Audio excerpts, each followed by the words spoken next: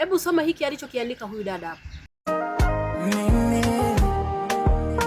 Mimi hapa. Kwanza mdogo wangu pole, lakini pia asante kwa kuongea, maana hii ni faida yako na kwa wengine pia.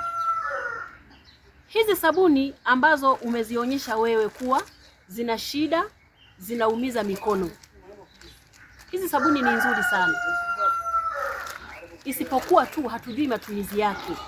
Sasa mimi leo nataka nikusaidie. Mwanzoni walitoa sabuni tukao tunalalamika, sabuni hizi zimetoka sio kali sio nini. Sasa hivi wametoa sabuni ni kali kweli. Hizi sabuni ni kiboko, lakini hatujui matumizi yake. Kuna siku moja hata mimi pia ilishawahi kunisumbua hii sabuni. Nilikuwa nafua na chubuka. Siku moja nililoweka nguo nikachelewa kuzifua, nikasema acha niziache nitafua kesho. Asubuhi kulipokucha nilifua zile nguo. Yaani ile naenda kushika zile nguo, tayari uchafu umeshajitenga, umeshatoka. Na kufua hautumii nguvu kwa sababu zile nguo zinakuwa tayari kabisa.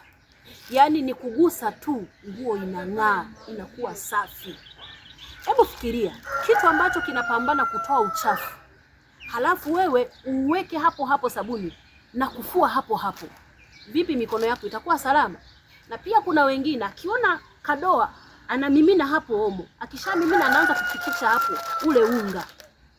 Unafikiri mikono itabaki salama? Haiwezi kabaki salama. Sasa basi, ukitaka kutumia hizi sabuni ni nzuri sana.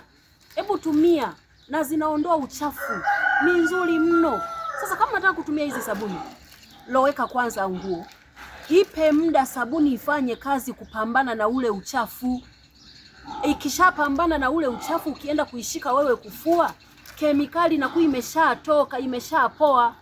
Kwa hiyo utafua nguo zako, zitatakata, zitakuwa safi na mikono yako itakuwa salama. Jamani, tutumieni sabuni hizi, ni nzuri.